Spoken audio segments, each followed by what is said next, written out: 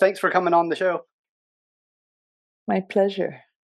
I've known about you for a long time because I was always I have a martial arts background in Tai Chi, Qigong, and we see in the text all the time the natural anatomy, the natural body, assume a natural posture. And what happened to me is I fell down the rabbit hole realizing, well, what does that mean? There's a very different understanding where they're coming from versus a modern Westerner of how our anatomy is supposed to function, what posture means. Um, and so I came on your work. I heard you on NPR. And yeah. I wanted maybe if you could introduce yourself and tell us how you, well, what it is you do, how you found this or made these discoveries. So my name's Esther Gokahle, and when I was 27 and pregnant with my first child, I had a very horrible back problem. Turned out to be a severely herniated L5S1 disc, and I suffered greatly. I couldn't really carry things. At first, people told me, well, maybe the baby's sitting on a nerve root and it'll be fine after the baby's delivered. It wasn't. It got worse and worse and worse. And I was doing all the usual things, the conventional things, as well as the alternative things. So you name it, I tried it, from physical therapy to chiropractic, acupuncture, acupressure, me checking my head, stretching, strengthening, yoga, massage. And I wasn't getting anywhere. And I ended up having surgery, a laminectomy discectomy at the L5S1 disc, and followed all the instructions on exercises to do and strengthening to take care of. And then a year later, I re-herniated the same disc, and they were offering me another surgery.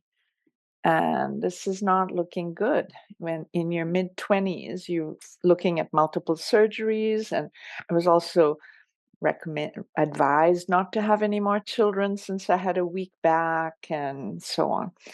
And I didn't need to be told that because, I didn't want to have a repeat of the horrors I had experienced. Not only could I not lift my child, I couldn't even lift a cooking pot, and I also couldn't sleep through the night. Like every 2 hours, I'd wake up with spasm, muscle spasm, and I didn't want to take pain meds because I was nursing my child. So I ended up just walking around the block until the muscle spasm would ease, and then I would get another couple of hours of sleep. So not healthy, not livable. And then when I had a repeat occurrence, I just ended up casting an ever wider net on what might help my problem because it just didn't make sense that in my mid 20s I would be so woefully falling apart just to not be able to really have a normal life. And I'd been very healthy and musculoskeletally, to all appearances, very healthy as well. I was a yoga model in Bombay, and I had been an athlete of various kinds at a kid level, but that was very and not never really had any medical conditions. So it was a shock to my system to find myself so compromised, so debilitated, and looking at a very different future. So I'd grown up in India. My mother is Dutch, my father is Indian, and my mother was an Indophile and had made a habit of taking us to culturally rich places and expose us to remarkable things and also point out remarkable things in our everyday surroundings. It was 4 children growing up in India, and she would point out that the sweeper was amazing, and that she could be on her haunches and spend a couple of hours cleaning our place and never complain and have any problems from that. And that the street vendors could carry these huge amounts of stuff on their head and and be very healthy and functional. And she also would make note of their teeth, which were like piano keyboards, and she would comb Bombay high and low for red rice and unpolished millet and all kinds of things that we as kids were then offered, as part of our wellness health regimen. And so all these things lodged in my brain someplace. So when I got into trouble, I the approaches that resonated for me were the approaches that are similarly based on observation of functional people, or have articulated what highly functional populations are doing differently than what modern people are doing. So, there have been several people over the years who have made note of what Aborigines are doing differently, and what different tribal and indigenous people are doing differently. And so those are the ones that drew me. And I believe you have studied Alexander techniques, so and you teach it, or you have incorporated some ideas Yeah. from it. I'm not sure. So so Alexander was one of those people, and Feldenkrais has, Mhm. and Noel Perez, French yoga teacher who studied with Iyengar, did a lot of pioneering work in this field. And so that really resonated with my memories from growing up in India and seeing these kinds of people be highly functional, be able to do all sorts of things. So that's what I explored. And luckily so, because it's the only direction that gave me any sustained benefit. Mhm. And so I slowly and surely did better with my back. I was able to refuse the second surgery, Uh-huh. and slowly, over a rather extended period, reduce my sciatic pain and learn different ways. Um, and there's a 5-year gap between my first and second children on account of me needing that time to learn how to be in my own body, Mhm. and to gain confidence in my body. And that's when I had child number 2 and 3. And then that was without any pain or incidents whatsoever. I learned cross country skiing with my son on my back, and I was already a practicing acupuncturist. Mm. So I was seeing people for back pain and many other musculoskeletal problems. And I could slowly introduce the things I was learning to them as I was doing that to myself. And then over the years, what I discovered was increasingly efficient and effective ways to teach, to sequence things, to metaphors that land particularly well. And it's this mix of languaging and sequencing and using images and using ideas. But my background was very intellectual, Harvard, Princeton, biochemistry.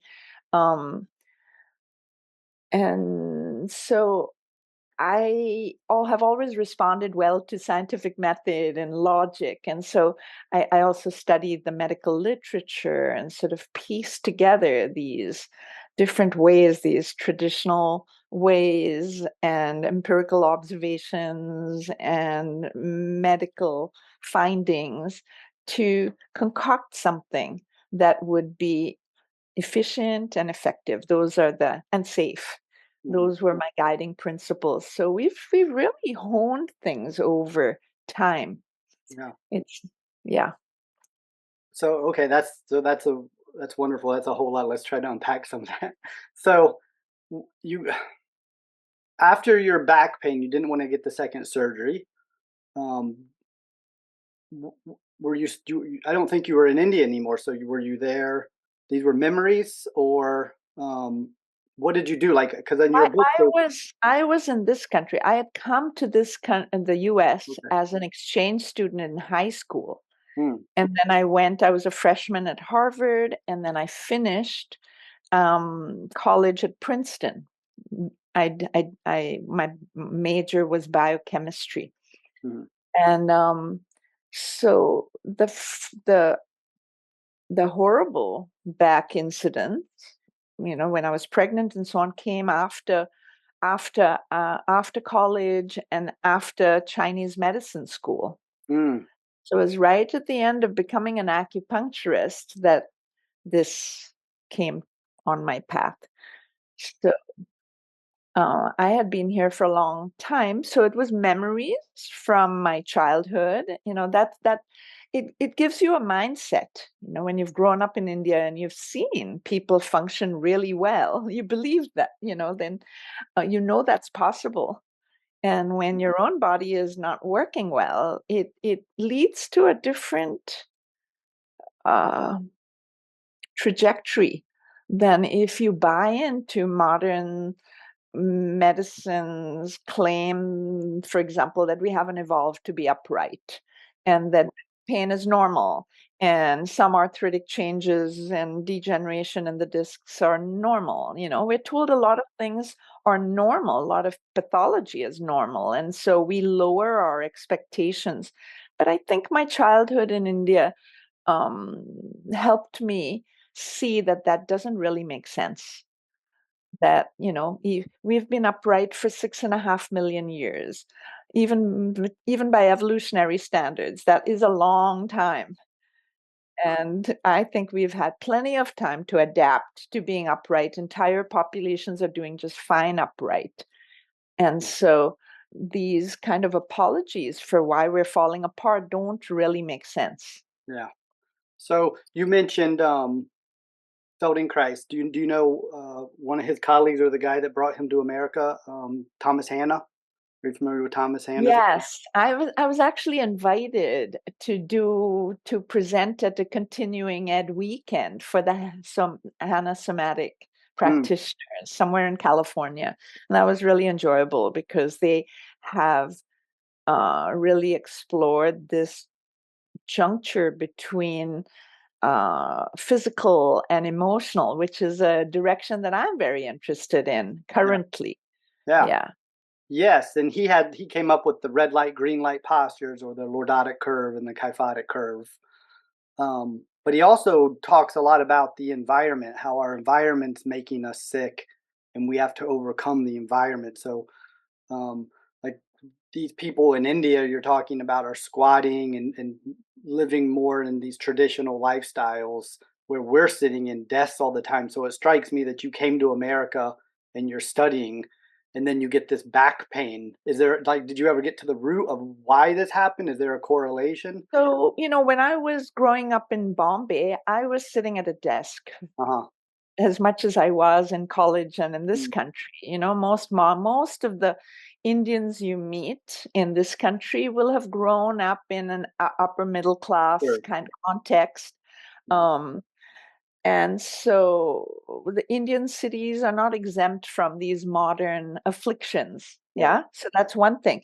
Another thing is, I don't really blame sitting at a desk or otherwise Mhm. for our maladies. I think, there are cultures that are more furniture sitting or chair sitting cultures because they're cold. You don't sit on the ground in a Mhm. place like China or a northern clime. It's like going back a very long time. People have sat on furniture.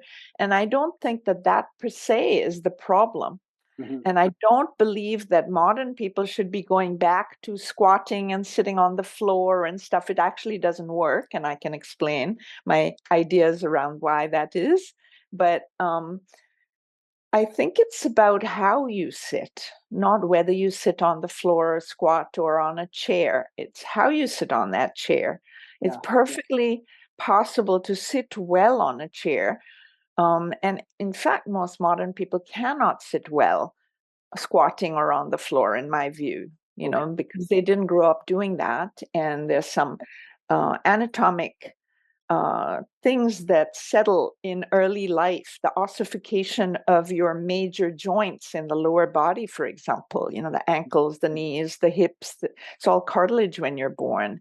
And depending on what you're doing in the period that those plates of cartilage get ossified, it's going to either allow you to do certain positions or not. Mhm. And then you don't get to edit that later on as an adult. That's my view. Yeah.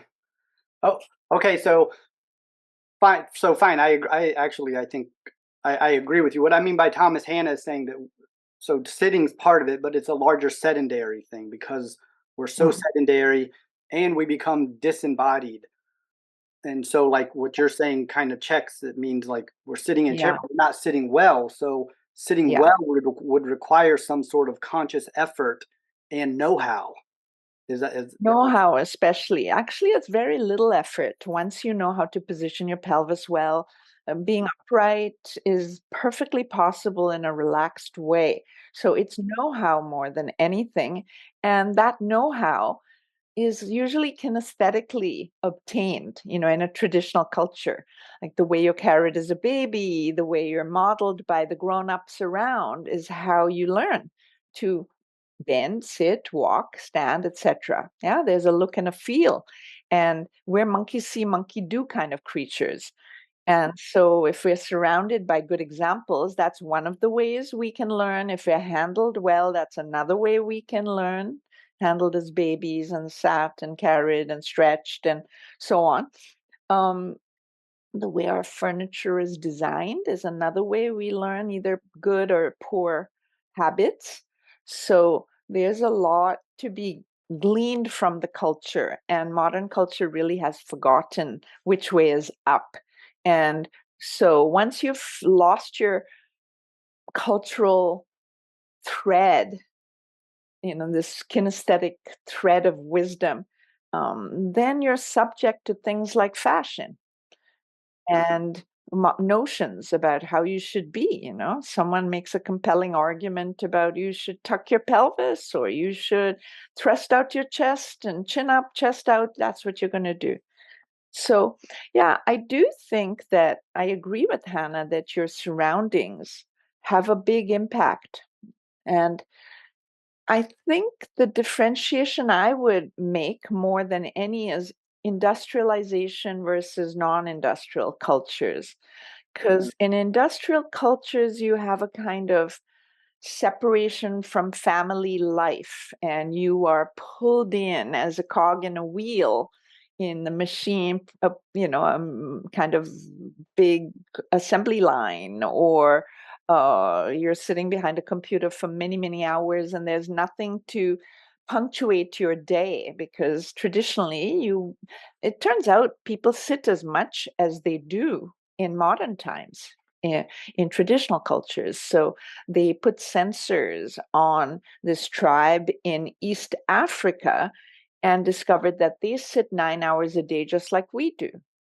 But number one, they sit well. Number two, they punctuate their sitting with, having to stir in a pot or take care of a kid's needs or whatever. So that's a difference. You're not just doing one thing, just like your ground is not monoculture. You're not growing just one thing. It's kind of similar. So we've sort of created this highly efficient way of being that's ultimately not that efficient because we're self-destructing in a way. You can't just do one thing all day long. So, but it's once your eyes are open, it's possible to modify, like sitting behind a computer. It's not that hard to learn to get up and move once in a while. You don't have to do it frenetically. This whole notion about the best position is the next position is, I think, very warped. It's a kind of message that everything is so dreadful that you have to constantly be escaping it in a frenetic way. You can't. No, I think if you sit well, it's perfectly healthy to sit for an extended period, not all day, every day, but certainly you don't have to be constantly moving around. However, if all you know is poor positions, then it's much better to keep switching them out. It's much better to do many bad positions than just be stuck in one of them. Then the cumulative damage becomes very high. There's an element here of awareness or mindfulness that you're talking about. Like, so instead of trying to find like the right posture, like somebody would have told us, and tried to put ourselves in a position, uh, this is it more like being in the body, and being in a relationship with gravity in the body, and becoming kinesthetically aware of that. So the Yeah. chair below us, the gravity around us, our body within, and to consider all the environmental factors. In a traditional context, people aren't following rules by any means, and they're constantly adapting to the constantly changing forces on us as we move around. There isn't any set of rules that's going to be detailed enough to know exactly what to do with every body part as you lean over and do this and do that. That said, when you're teaching a beginner how to be differently in their body. It's a lot like learning a language. And it does help to break things down and to have an intellectual vantage point, as well as a visual one, as well as a kinesthetic one. Like with learning a language, a really good way, I think, is to zoom in and zoom out. Sometimes you zoom in on a point of grammar or a spelling convention, and it's very detailed, it's very intellectual. Sometimes you zoom out and you're memorizing a poem and you have no idea what half the words mean, but you're learning different things. You're learning the cadence, you're learning grammatical structures, the flow of the language, and so on. So we use lots of different ways to help people learn. And I think that's the reason we're so efficient and effective. Yeah, we really have focused on that. Okay, so can we can we go back to your first back surgery, and then coming out and trying to solve this problem? So, other than remembering what your mom had said in your youth, I think you traveled and spent time with Right? different groups. Yeah, yeah. Was this So at during that time? first I studied with teachers, like I said, the approaches that made sense. So in particular, Noel Perez's teachers in Paris. And so I really immersed myself in her work and got a lot from there. And then traveled and dug into the medical literature, and I had my natural lab in that I had acupuncture patients who almost every one of which has back problems. Almost all modern people have back problems, in fact. So it was a very fertile kind of ecosystem for me to train my methods, yeah, to see what works, what has danger of flaring up, and so on. So, some of the most important shifts that we teach, we admonish people to not begin there, that there are some prerequisites, just like when you're preparing pottery. If you're doing pottery, you don't begin by resculpting. You first prepare the clay, you massage the clay. And so there are equivalents in the human body. You don't start by just sticking your bum back, which is um, one of the things that results from the other things we do, from having a toned set of glutes, from having relaxed abdominal, rectus abdominis muscles, and so on. So, we arrive at um, results in a very carefully considered way. Yeah, wonderful. So, you studied Alexander technique. Was this part of Just a little bit, just a just little a bit? little bit, yeah. Um, I really respect Alexander technique. I think he was incredibly intuitive, and he used biofeedback on himself, basically looking in a mirror and seeing what it is that was happening that made him lose his voice. So he he he observed these micro tensions and was able to train himself out of them. And I think that's why Alexander technique has such a strength in the neck and shoulder area. Yeah. I don't think he fully gelled or articulated the importance of the pelvic position. I think that comes sort of as a result. Um, and in our methodology, it's actually left, right, and center. We treat it like a foundation, and yes, we pay separate and special attention to the neck and the feet and the shoulders and every part of our musculoskeletal system. But the pelvis really has a very special place in the Gokhale method, kind of like a foundation. The feet are also like a foundation. And the neck kind of rides, like Alexander said, free and easy, on the rest of the platform. But we we go back and forth between all our parts. But I think Alexander technique really puts primacy on the neck and head. And given the history, the fact that Alexander used to lose his voice and was an actor, it makes sense. And so that's one of the things I really like, the richness in that, and that it's subtle, it's nuanced. The thing I like about our approach that's different is that we use all these different channels. We use not just kinesthetic channels, which is mainly what Alexander techniques teachers use from what I've experienced and observed. There's a lot of hands-on, and it and there's a lot of repetition, and the student feels wonderful, and they go home and they're not quite sure what happened. you know like they don't know how to articulate it intellectually or visually.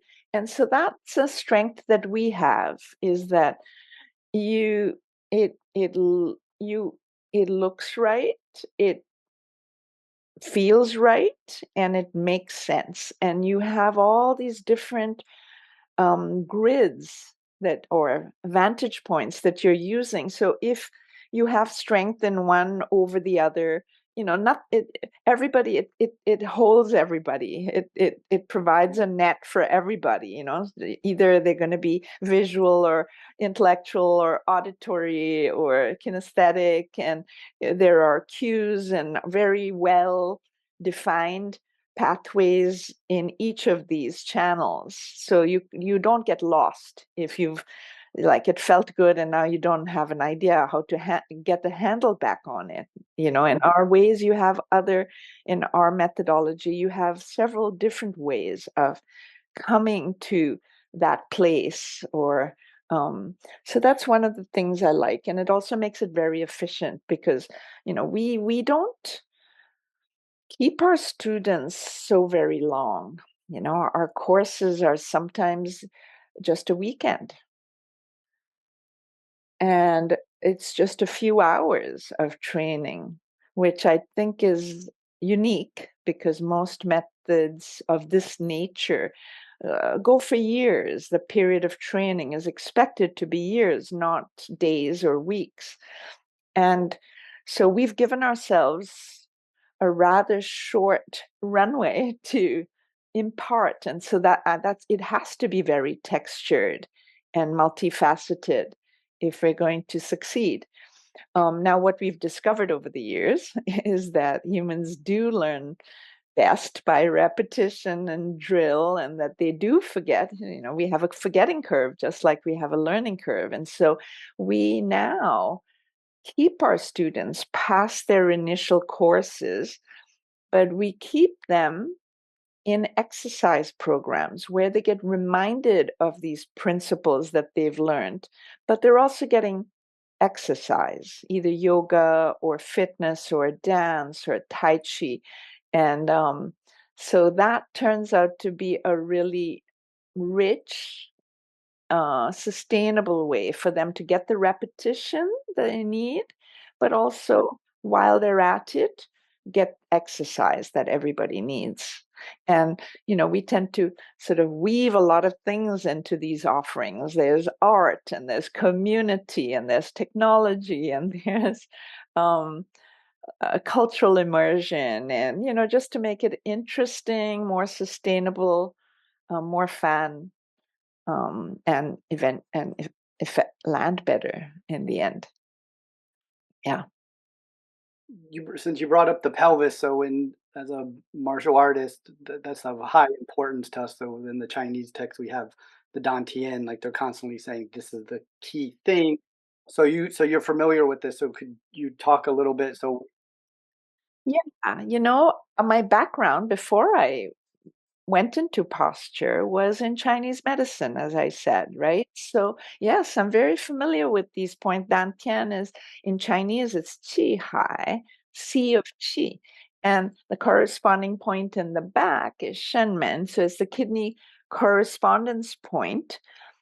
And you want to keep those open. It's like a pilot burner. And the way a lot of modern posture is, the sit up straight kind of posture basically squishes the kidney correspondence point and the governing vessel in the back. And the way when we tuck our pelvis, which is a very common modern guideline, especially if you have a swayed back, that's kind of a given. Um, and then that will squish qi hai, right? Or the dantian. It also doesn't give the pelvic organs enough room to function, nor the right orientation. It messes with the blood supply and the nerve supply to the pelvic organs, and it does a lot of mischief.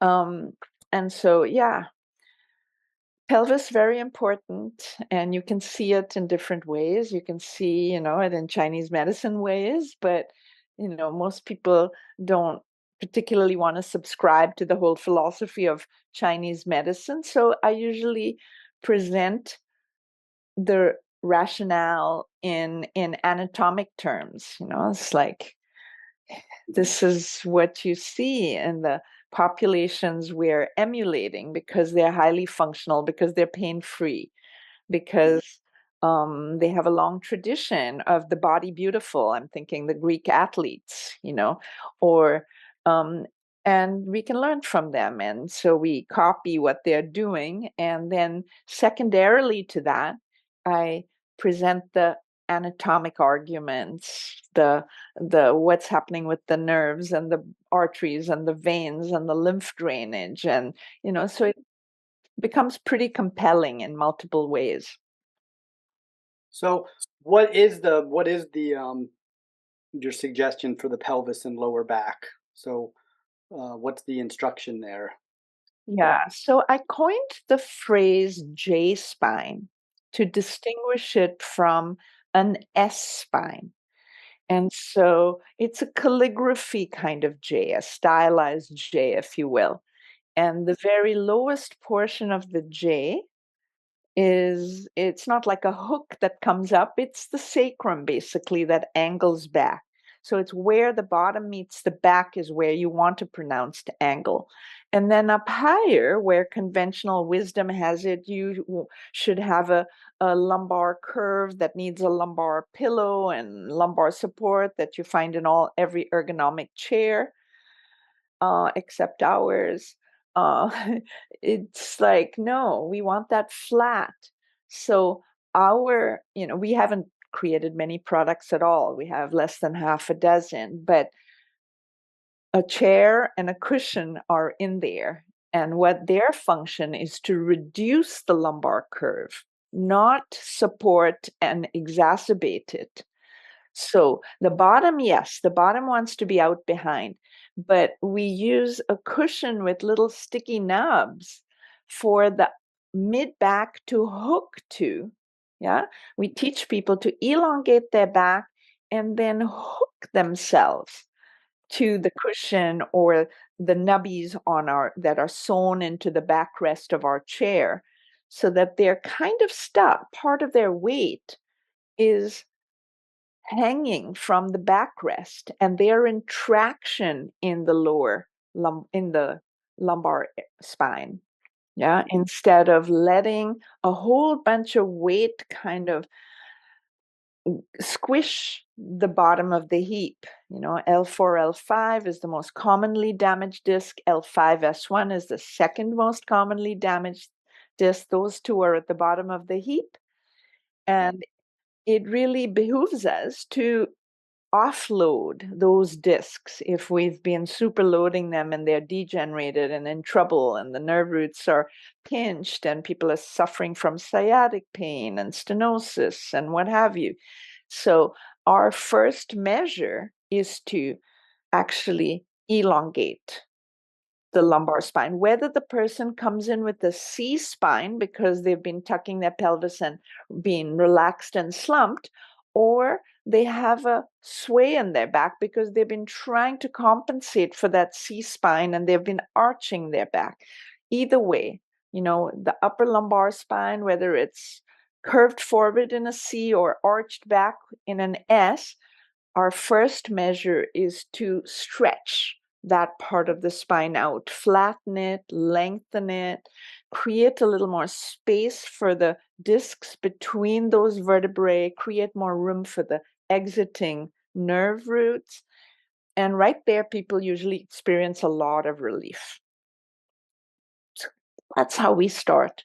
And then we talk about the behind and the pelvis. So that's a later step for us, even when it is often the most important step. Yeah. So that's wonderful. So when we're now, so if we're not sitting and we're walking or we're in activity, how do Yeah. we maintain that? Because I know you have like corset breathing and these different things, like in your views on belly breathing. If you could share. hmm So, I like to start people with this traction idea to create length because it's relatively easy. We teach them to do it up against a backrest, and we teach them to do it in a bed where you don't even need any equipment. And so those are low hanging, juicy fruit. So that's a good reason to start there. But obviously, people can't be up against a backrest and lying in a bed all day. So when they come out, like you said, they're walking around now. How do they maintain? So that is now they have to learn how to recruit their deeper abdominal muscles and their deep back muscles to maintain that length and brace themselves and such. So, and the getting the behind, you sustain that and even create it by the way you walk. Mhm. So that's a very, very important chapter in our approach. We build to it in our beginning courses. After we've created length and we can sustain that length in the back, and we've done all kinds of little tweaks all over the body, walking becomes a way of doing a lot of shifting in the pelvis, by toning the glutes. Every step is a rep, the way Yeah. we teach it. Mhm. And, then if you've got toned glutes, then they help to hold the behind. Yeah. So it's not just a way of sustaining it, this structure, it's also a way of creating it. Mhm. But people first have to go through some prerequisites, like I say, preparing the clay and, keeping the upper lumbar spine taller, Yeah. sturdier, and so on. That comes ahead of getting the pelvis in a good position. Yeah. I'm struck by, so back to Alexander, I have my a lot of my background comes from him. So he starts off with this idea of inhibition, Mm. where if like if you're doing the wrong thing that's causing you problems, you have to recognize that before you can start doing the right thing. I teach people you don't want to use the brakes and the accelerator at the same time. But in some cases, you actually do because, you know, the brakes are doing so much damage that you counter them with some accelerator anyway. And then you learn to, let go of the brakes, and you ramp up on your ability to use the accelerator and so on. That is, for example, it is something we do in the upper lumbar area. Yeah.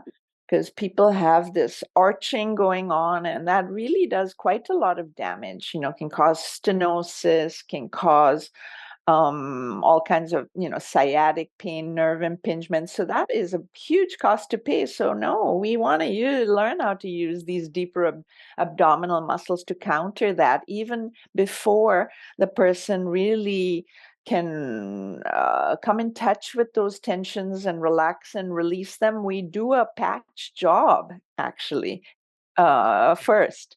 Now, we don't do that in the neck.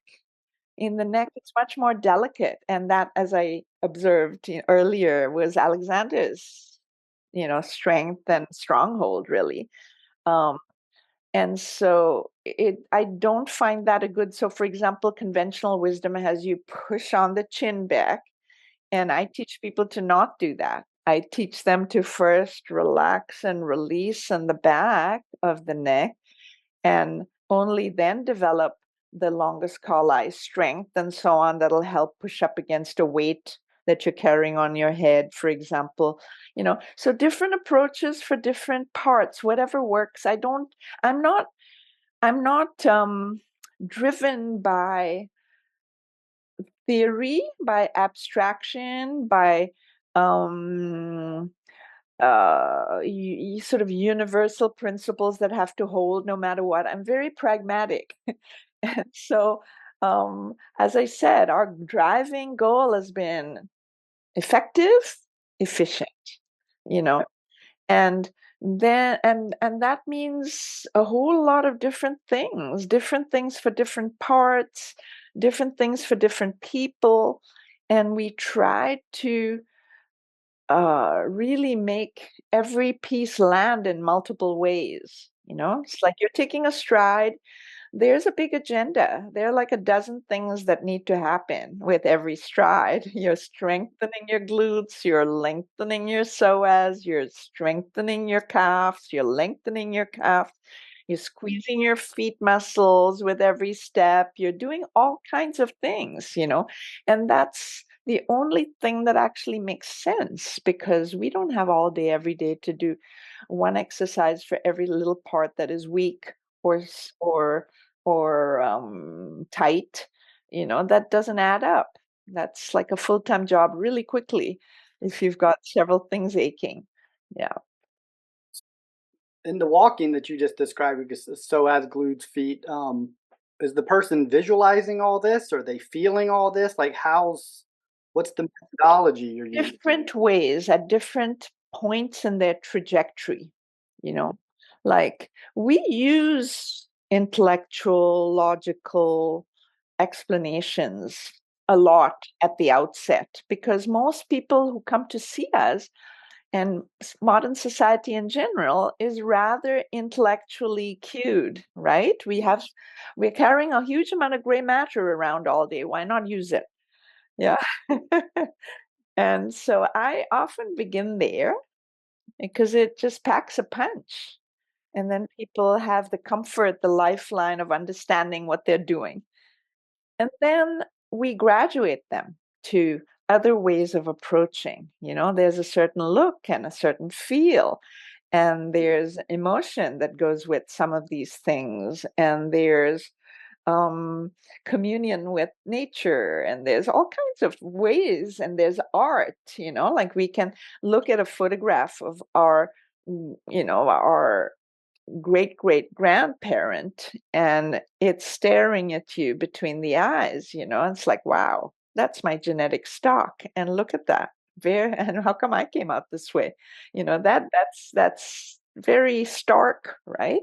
That creates quite a deep realization of even an indignation. Sometimes I like to almost encourage that. Not, you don't want to stay stuck with indignation, but we really did get shortchanged in modern culture around how to be in our bodies, and we suffer greatly and unnecessarily, I think. Yeah, I agree 100%. So can we talk about belly breathing a little bit? So coming from maybe your yoga and different practices, we're really encouraged to do belly breathing.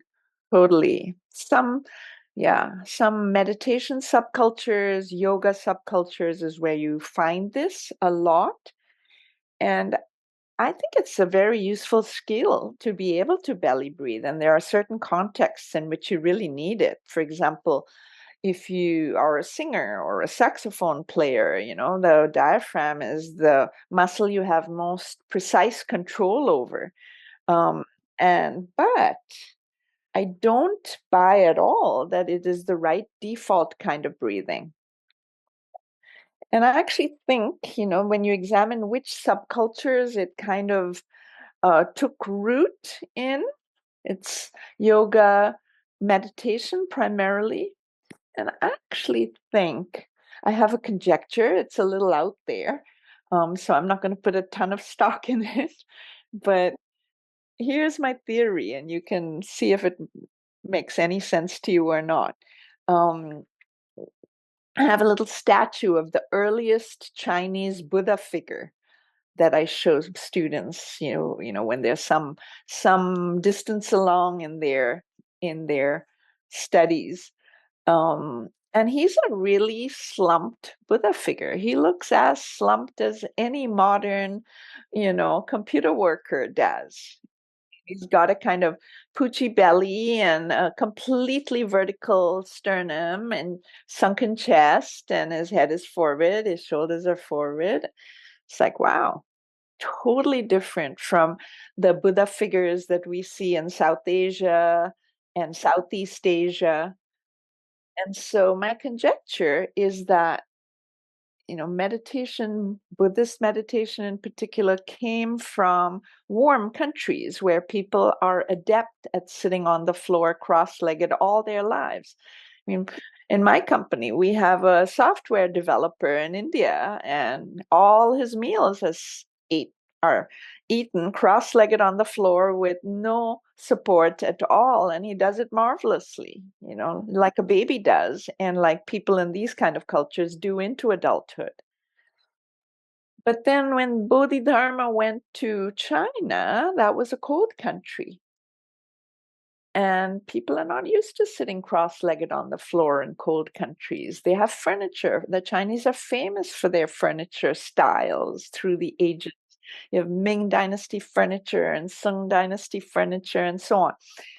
And I'm wondering whether in the way people like to emulate their leaders, their spiritual teachers, whole hog, right? Not really kind of dissecting for what parts make sense in their lives and perhaps what pieces may be better adapted, right? That's not the way the tradition goes. It's like you follow, you subjugate your ego, and you just do everything the same way and don't question. That's in many traditions. And if that would have been the case here, then they would just follow those Indian teachers and try to sit cross-legged, and that's how they would have then looked, because they won't have the structure, the hip structure, the ankle structure. These are not people who have been sitting cross-legged on the ground. So that's how the Chinese early followers would have come out. And then, if that's the way you're sitting, then you're not going to be able to chest breathe very well. And the only way you're going to get enough oxygen in there is by belly breathing. And then that actually selects for a weak abdomen. And I see a lot of belly breathers with very poochy abdomens, very sunken chests. And that's adaptive, because if you're only allowing yourself to breathe from your abdomen, you better keep your abdominal wall weak. Otherwise, you are not going to get enough air. And so I see this. So I think that's a kind of spiral of dysfunction, of misunderstanding, like copying form without understanding the function and the principles. And so I really think that was a bad turn we took, this belly breathing and a lack of chest breathing. Chest breathing is what allows your rib cage to be a healthy shape and size and structure. You need that healthy stress on the bones as you're growing. You know, otherwise it's just going to be the shape and size it was when you last chest breathed at 5 years old or whatever. Not so healthy. So anyway, that's a lot of song and dance. I'm not going to sign my name to it. No, no, but it's interesting because I've seen this too from teaching in my own practices where a lot of belly breathing I see larger lordotic curves as a way to support the body. And like you said, the chest is not moving, and there's the dependence on the lower back, which you would need if you're constantly trying to breathe in and out the belly. And it does this weird shape. And in certain practices, like yoga, it's like that's not a functional practice. We're just sitting. We're not running and moving and jumping. Where Yeah. like a basketball player or somebody like Mhm. this would have to have a strong core, or a sprinter. Totally. What I focus on is what's happening all day, every day. Right. It's like what's happening in the 23 hours that you're not doing yoga or some Right. practice. And, what does normal look like then? Yeah.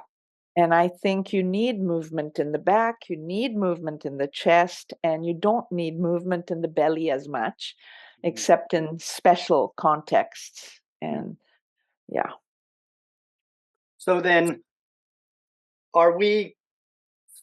How do I want to ask you this question? So you're contracting in the stomach. You wouldn't want to seem like you were like holding, because that's sometimes like going to be like you'll see that. So there's a more natural way to achieve this.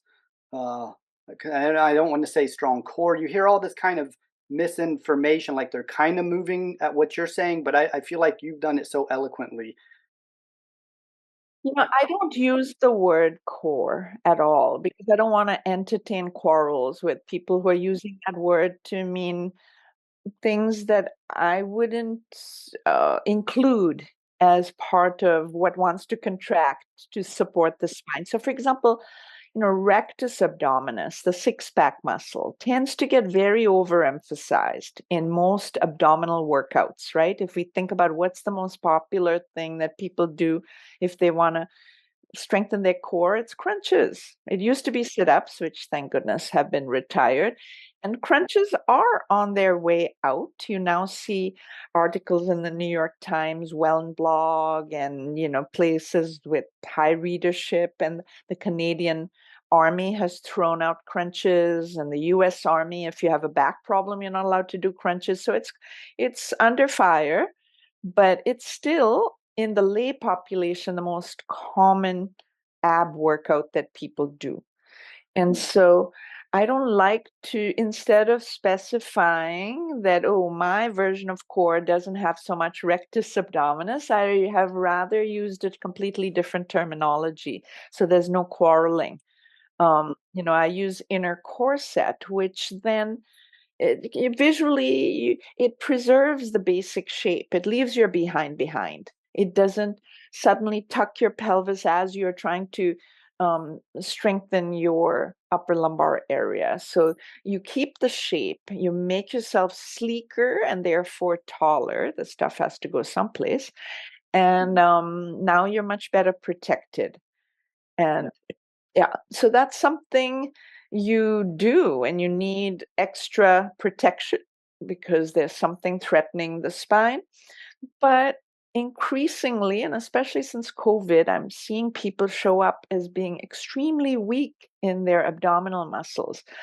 And even, if you have good alignment and good structure, but really weak abdominal muscles, it still doesn't work so well. You kind of collapsed into yourself. So I've started encouraging people to do a little bit of what I call the inner core set all the time, 10 or 20% of what's possible, just to make up for the lack of tone that I'm seeing increasingly in people. Yeah. It sounds like also when you're teaching, your method is working. So you talk about parts, but you're really talking about the whole system.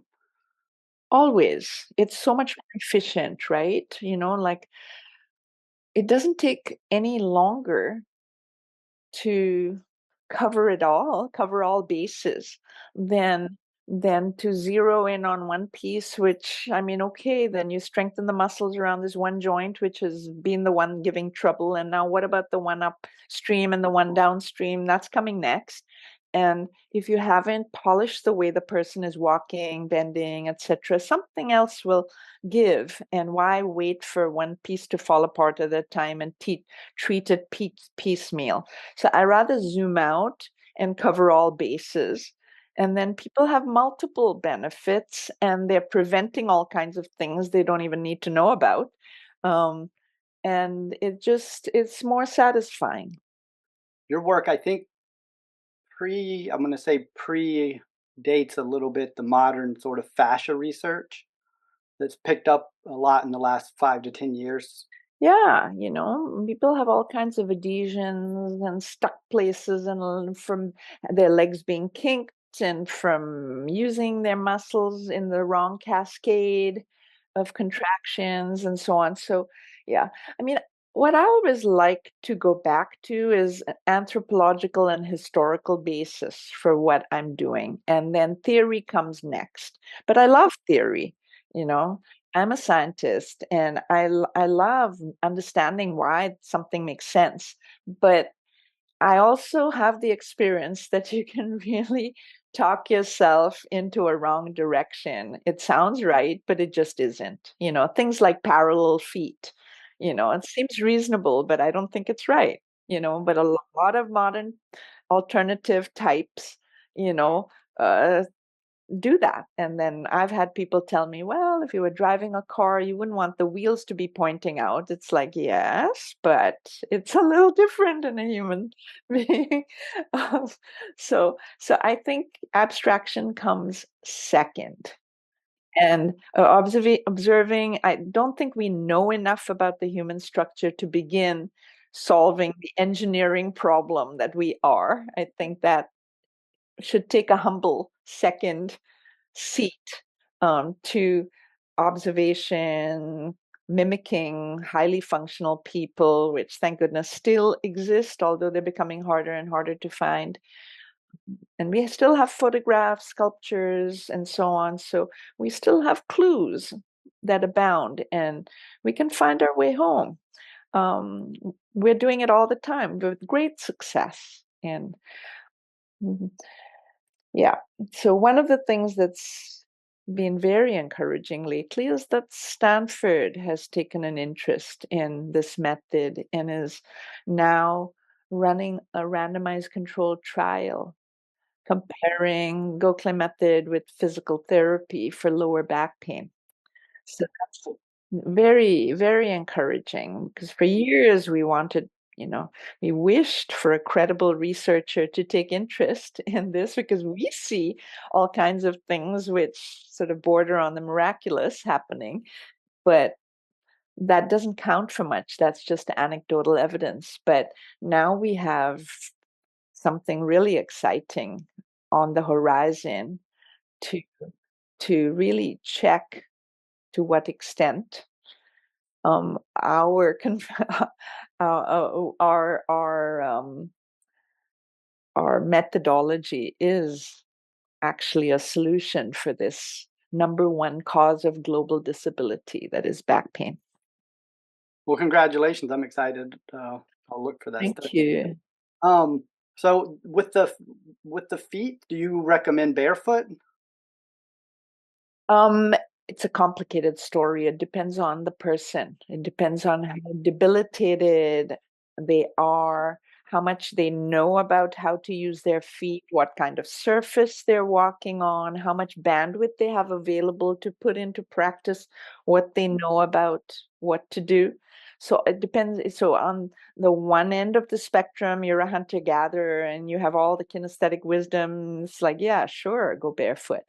On the other end of the spectrum, you have someone who's got plantar fasciitis, bunions, not much musculature in the foot, and no, we want this person to have a structured shoe with insoles, and then teach them. But always teach the person what, even the hunter gatherer, we like to teach them what they're doing right website so they won't lose it in a, like joining a random exercise class where people are encouraged to do this, that, and the other random stuff like, lift your heart and arch your back and tuck your pelvis. And, even people who show up with really good structure are a little bit vulnerable in our modern mindset. Yeah. Okay, is there anything that we didn't cover that you would like to add? No, it felt very comprehensive. Thank you for doing this. It was a pleasure. No, thank you. I really appreciate it. So, yeah, if people are interested, the best way for them to proceed is to attend one of our free online workshops. We have a couple every week, and they should just go to our website, gokhalemethod.com. And Gokhale is spelled funny, Gokhale Mhm. method.com. Although if they look up Esther posture, they're likely to find their way Yeah. to us as well. And then that's a good starting point. And then we have all kinds of free services and initial consultations and online teaching and in-person teaching. We have teachers all around the world, so they can go from there. Okay, and I'll put your contacts in the show notes as well. Perfect. Thanks so much. Yes, it was a pleasure meeting you. Likewise.